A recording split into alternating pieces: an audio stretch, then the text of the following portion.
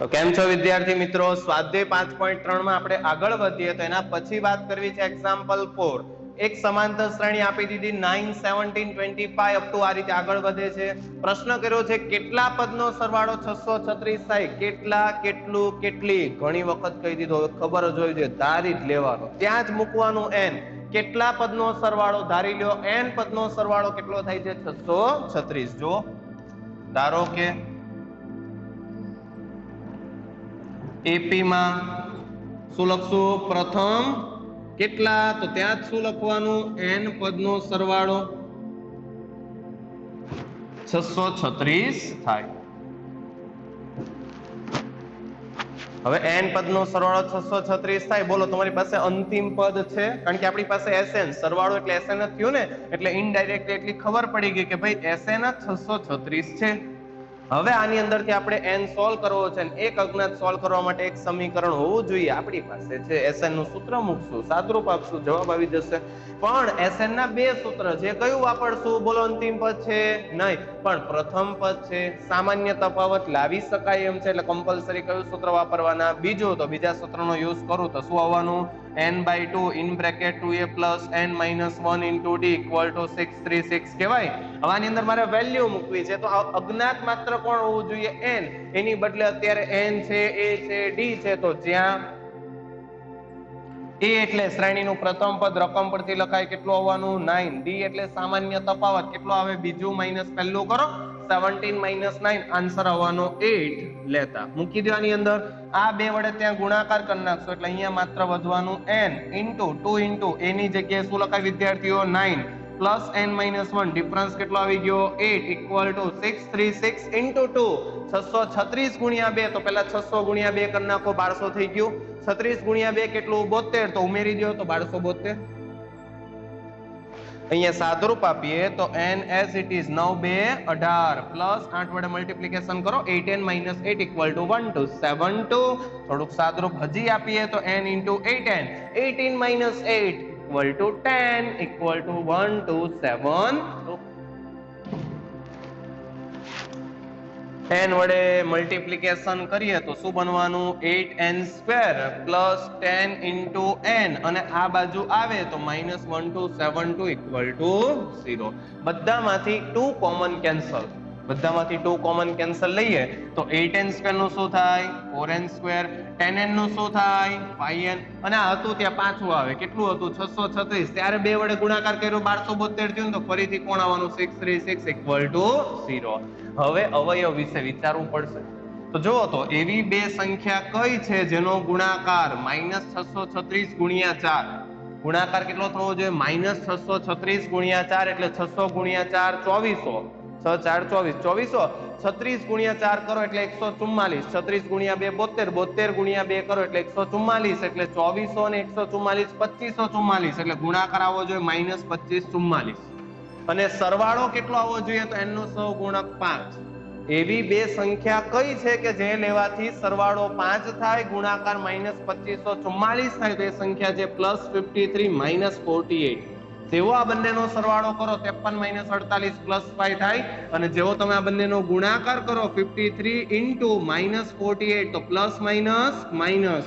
53 ગુણ્યા 48 કરવું છે તો 53 ગુણ્યા 48 માટે અહીંયા પેલા 0 જ આવે. 4 3 12 1 5 4 20 1 21 8 3 4 2 8 5 4 2 42. અહીંયા આવવાનું 4, અહીંયા આવવાનું 2 2 4 5 આવી ગયું -2544.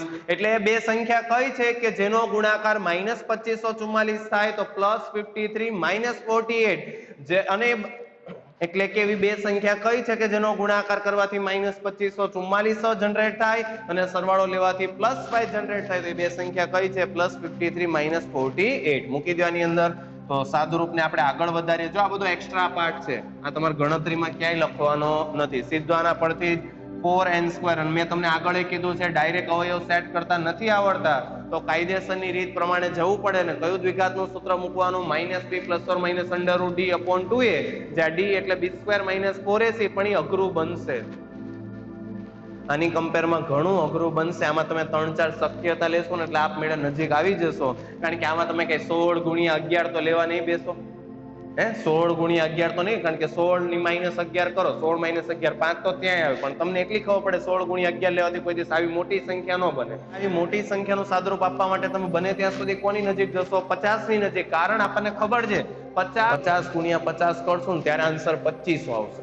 કેટલું? 50 ગુણ્યા 50 કરશો એટલે 2500 આવશે. એટલે રહેવાનું તો 2500 ની નજીક છે. એટલે ગમે બે અવયવ જે છે ને, એટલે બે સંખ્યા છે ને એ 50 ની નજીક છે, કે જેની અંદર સરવાળો કેટલો છે? +5. એટલે 5 ના ડિફરન્સ આપણે સોલ્વ કરવાની. તો એ બે સંખ્યા કઈ આવી ગઈ? 53 અને 48. એક 50 + 3 આવી, તો બીજી કઈ આવી? 50 - 2. અહીંયા આવો તો 4n² + 5n. હવે હું શું લખીશ? -48n + 53n - 636 = 0.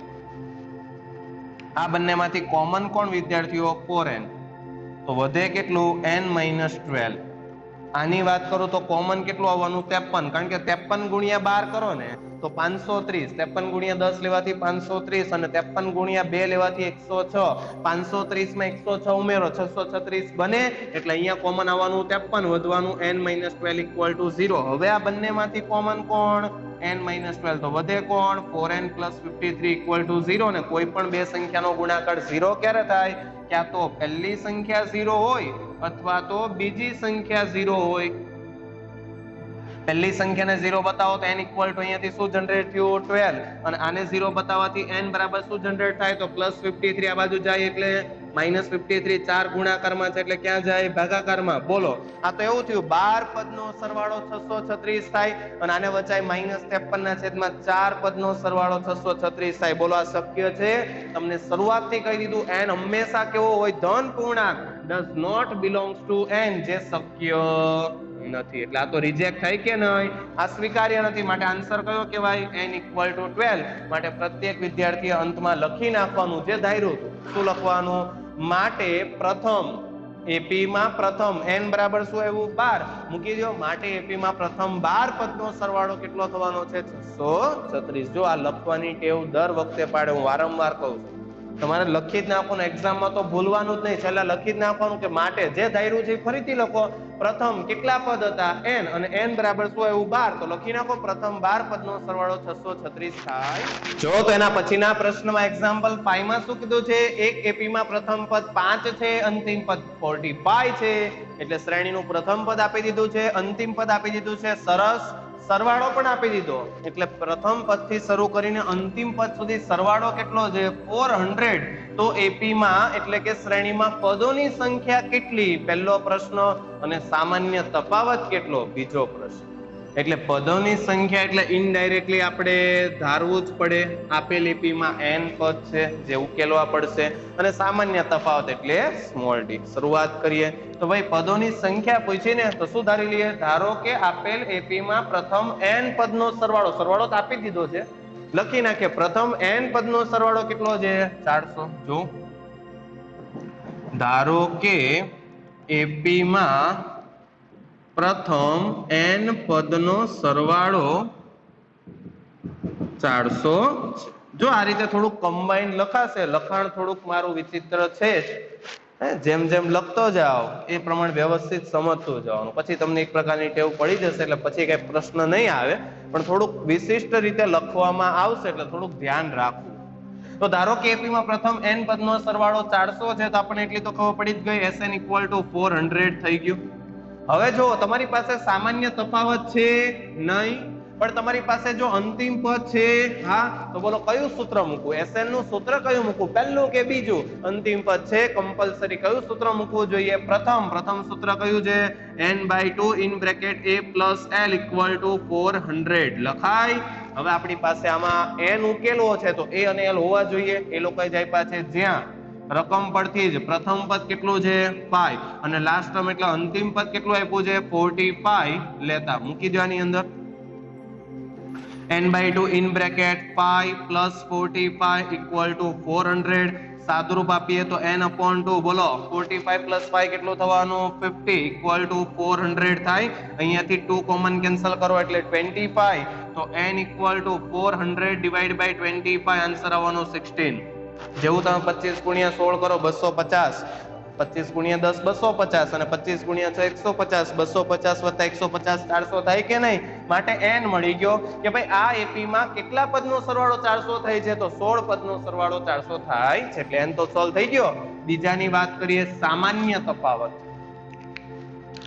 હવે સામાન્ય તફાવત મેળવવા માટે ફરીથી બે રીત. ક્યાં તો તમે SN નું જ બીજું સૂત્ર મૂકો અને એમાંથી d ને કરતા બનાવો, અથવા તમારી પાસે અંતિમ પદ છે તો AN નું સૂત્ર મૂકો અને d ને કરતા બનાવો. પણ મેં તમને આગળ વાત કરી કે આ બંનેમાં સરળ કયું?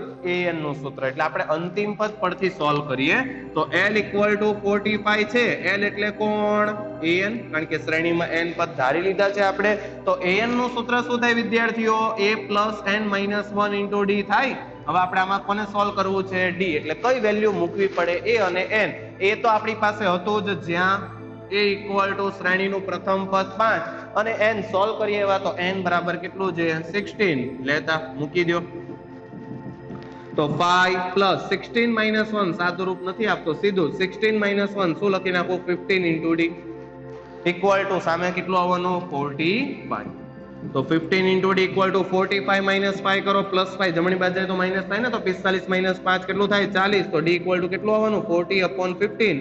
બંનેમાં 5 કોમન કેન્સલ, કારણ કે 40 એટલે 8 × 5 અને 15 એટલે 3 × 5. 5 કોમન કેન્સલ કરો, આન્સર આવવાનો 8/3. તો સામાન્ય તફાવત મળી ગયો. માટે લખી નાખવાનું છેલ્લે. શું લખવાનું? માટે એપી માં બોલો પદની સંખ્યા, આખું નથી લખવાનું, સીધું જે પૂછ્યું એ જ લખવાનું. માટે એપી માં પદની સંખ્યા કેટલી? 16. સામાન્ય તફાવત કેટલો આવવાનો છે? 8/3. આગળ વધીએ.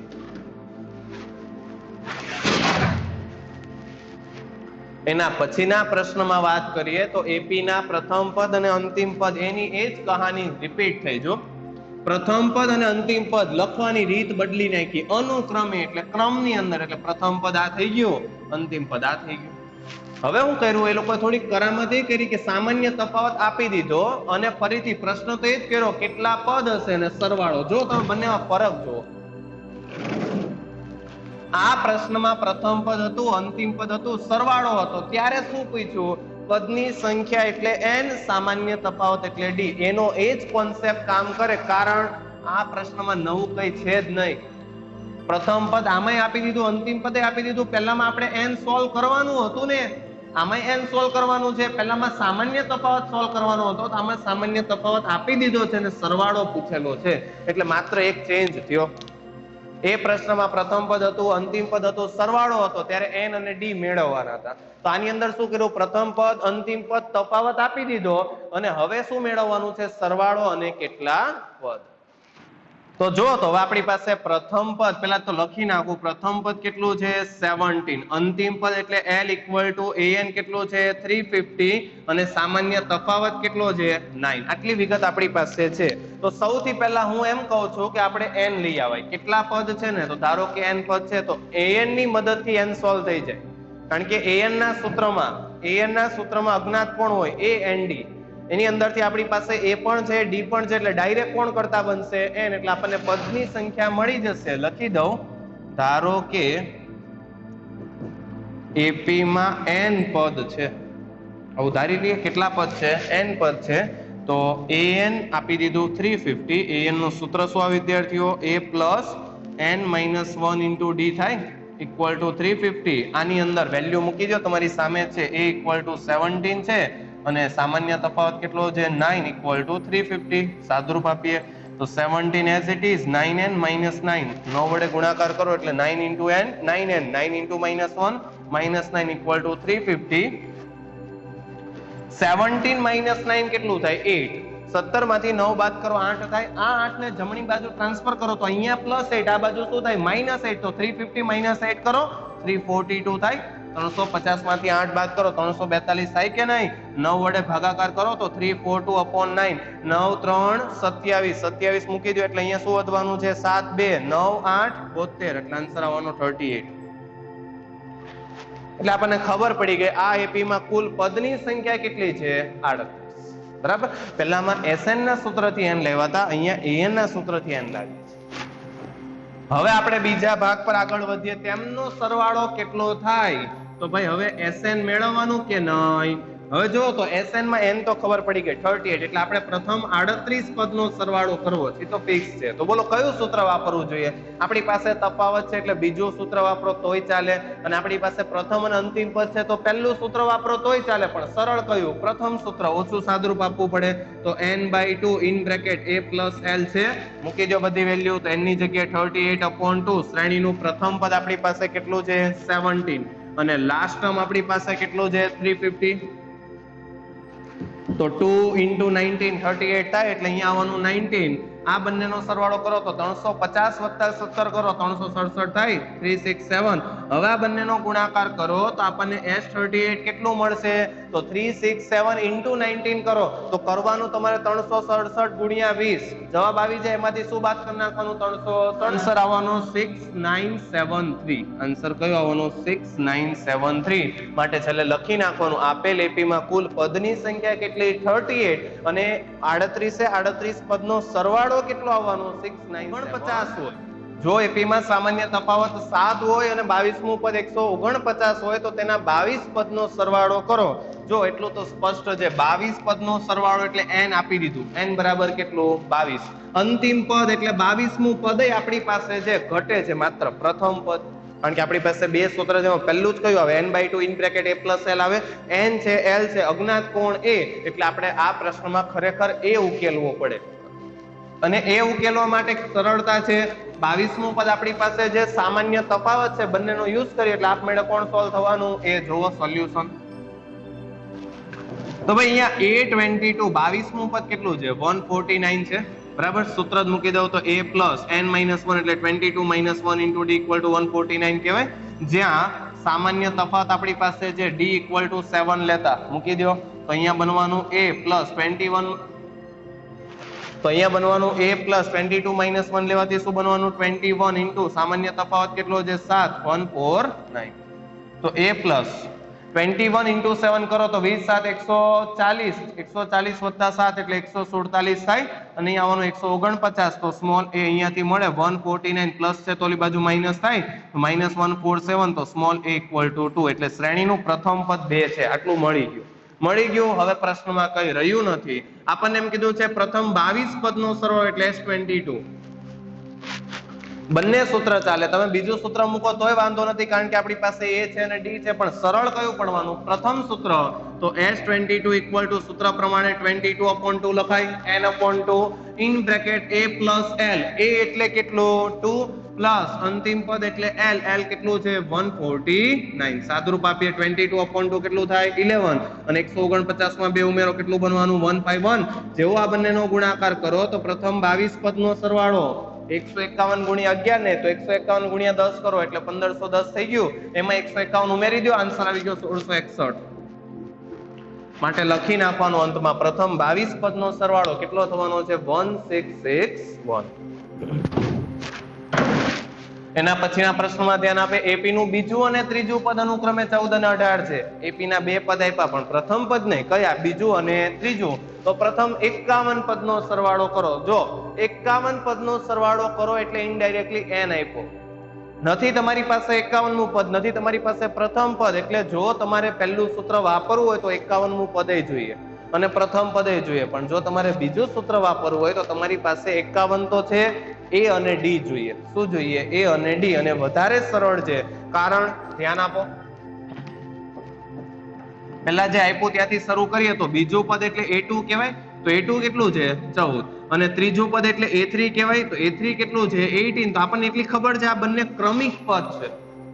ક્રમિક પદ છે એનો મીનિંગ સ્પષ્ટ છે કે સામાન્ય તફાવત લેવા જાઓ. તમે સામાન્ય તફાવત મેળવવા જાઓ છો, કઈ રીતે મળે? કોઈ પણ બે ક્રમિક પદમાં મોટા પદમાંથી નાનું પદ બાદ કરો એટલે મળે. એવું થોડું છે કે બીજું માઇનસ પહેલું લેવાથી જ મળે. આપણે ચેપ્ટરની શરૂઆતમાં જોઈ ગયા, કોઈ પણ બે ક્રમિકમાં મોટું માઇનસ નાનું લઈ લો તો આને એમ લખાય a3 - a2. ત્રીજા પદમાંથી બીજું પદ બાદ કરો તો ત્રીજું કેટલું? 18 - 14. આન્સર આવ્યો 4. એટલે આપણને ખબર પડી ગઈ સામાન્ય તફાવત 4 છે. સામાન્ય તફાવત કેટલો છે? 4. હવે એનો જ યુઝ કરીને હું પ્રથમ પદ લાવીશ. કઈ રીતે? જો બીજું પદ આપણી પાસે છે a2 કેટલું છે? 14. તો બીજા પદનું સૂત્ર આપણી પાસે છે કયું? બીજું પદ a2 એટલે a + d કહેવાય કે નહીં? પ્રથમ પદ એટલે a, બીજું એટલે a + d, ત્રીજું એટલે a + 2d. તો a + d માં d તો છે ને, મૂકી દો. તો a + 4 = 14, તો a = +4 જમણી બાજુ જાય તો -4, 14 - 4 કેટલું થવાનું 10, એટલે શ્રેણીનું પ્રથમ પદ આવી ગયું. બહુ સરળતાથી મળે. કેટલું આવે 10. ઇવન તમે a3 નો ઉપયોગ કર્યો હોત ને તોય મળે, પણ એમાં સૂત્ર અહીંયા શું આવે 2 × d, એટલે અહીંયા 8 રચાય, તો જેવું આ બાજુ જાય એટલે 18 - 8 તોય કેટલું આવે 10 જ આવે. એટલે પ્રથમ પદ આવી ગયું, સામાન્ય તફાવત આવી ગયું. હવે કઈ પ્રશ્નમાં રહ્યું નથી. પ્રથમ 51 પદનો સરવાળો એટલે આપણને પૂછ્યું છે S51 કેટલું. સૂત્ર એપ્લાય કરીએ. Sn નું કયું સૂત્ર વાપરશું? 51મું પદ આપણી પાસે છે નથી, એટલે કમ્પલસરી બીજું સૂત્ર વાપરશું, n/2 (2a + n - 1 × d). આ સૂત્રમાં n = 51, a = 10 અને ડિફરન્સ d = 4 લેતા મૂકી દો બધી વેલ્યુ. તો S51 = 51 / 2, 2 (a એટલે 10 + 51 - 1 × ડિફરન્સ કેટલો છે 4. થોડુંક સાદુરૂપ આપીએ તો 51/2 એઝ ઇટ ઇઝ, 2 10 20, 51 1 50, 50 4 200. તો 51/2 એઝ ઇટ ઇઝ અહીંયા થઈ ગયું 220. જેવો તમે 2 વડે ભાગાકાર કરો બનવાનું 51 × 110. કેટલું બનવાનું 51 × 110, એટલે 110 × 50 કરાય. જે પણ જવાબ આવે ને એની અંદર 110 ઉમેરી દો, આન્સર આવવાનો 5610.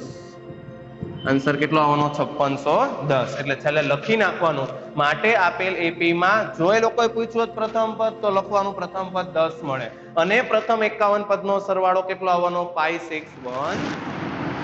જો તો વિદ્યાર્થીઓ આગળ વધીએ તો એપી માં પ્રથમ 7 પદનો સરવાળો 49 છે. પ્રથમ 7 પદનો સરવાળો કેટલો છે 49.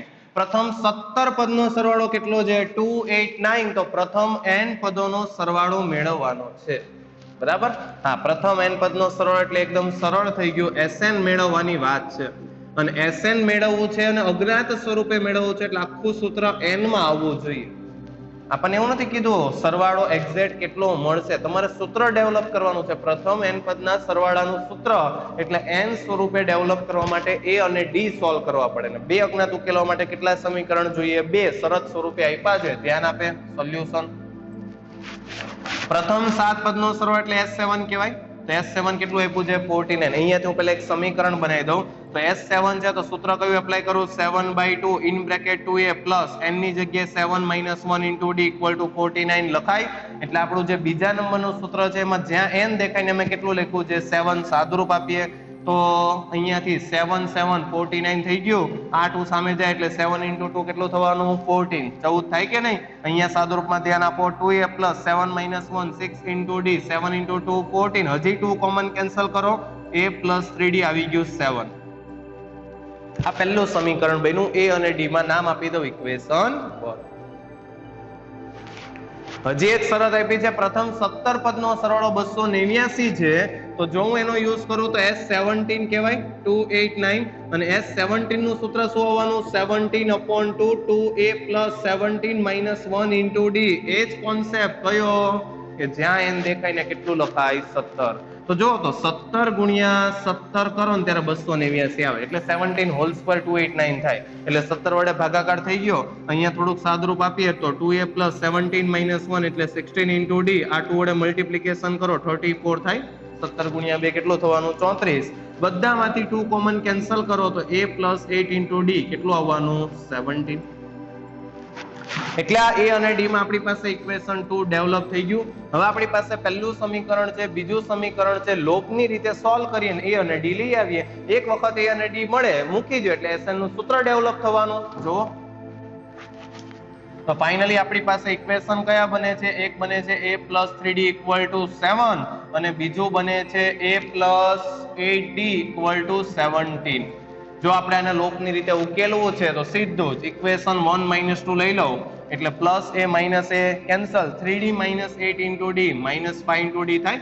3 માંથી 8 બાદ કરો કેટલું બને -5. 7 માંથી 17 બાદ કરો તો આન્સર આવવાનો -10. માઇનસ માઇનસ પ્લસ 5 વડે ભાગાકાર કરો, ડિફરન્સ મળી ગયો d = 2. સામાન્ય તફાવત આવી ગયો. d કેટલો છે 2. કોઈ પણ એક સમીકરણમાં મૂકી દો. આપણી પાસે બે સમીકરણ છે, કોઈ પણ એકમાં મૂકવું છે ઇક્વેશન 1 માં જ મૂકી દઈએ. જો માટે ઇક્વેશન 1 ઇમ્પ્લાઇઝ ઇક્વેશન 1 પ્રમાણે a + 3d = 7 છે. એમાં d ની વેલ્યુ મૂકી દો તો a + 3 × 2 = 7. તો a = 7, 3 into 2 6, જમણી બાજુ જાય તો -6, તો 7 - 6 કેટલું બનવાનું 1. તો શ્રેણીનું પ્રથમ પદ આવી ગયું, સામાન્ય તફાવત આવી ગયો. પ્રથમ પદ કેટલું આવવાનું 1 અને સામાન્ય તફાવત કેટલો આવવાનો છે 2. હવે આપણે પ્રથમ n પદનો સરવાળો કરવો છે તો કયું સૂત્ર મૂકીશ? Sn = n/2 in bracket 2a plus n minus 1 into d. n/2 as it is 2 into જ્યાં એ દેખાય તે કેટલું લખાય 1 plus n as it is, n ની વેલ્યુ જ નથી મૂકવાની પણ સામાન્ય તફાવત કેટલો છે 2. સાદુરૂપ આપીએ n/2, અહીંયા 2 પ્લસ 2 વડે મલ્ટીપ્લિકેશન કરો 2n - 2 થાય, +2 - 2 cancel, n into 2n/2, 2 common cancel, answer આવ્યો n². માટે પ્રથમ n પદના સરવાળાનું સૂત્ર ડેવલપ થયું, કેટલું આવવાનું n². એકદમ સરળ દાખલો છે. પ્રથમ 7 પદનો સરવાળો, ત્યાંથી a અને d માં પહેલું સમીકરણ. પ્રથમ 17 પદનો સરવાળો, ત્યાંથી a અને d માં બીજું સમીકરણ. લોપની રીતે ઉકેલો એટલે d મળે, d ની વેલ્યુ પહેલામાં મૂકવું એટલે a મળે, a અને d છે વ્યાપક સૂત્રમાં મૂકી દો, સાદુરૂપ આપો, n સ્વરૂપે સૂત્ર ડેવલપ થાય. માટે પ્રથમ n પદનો સરવાળો કેટલો આવવાનો છે? = n².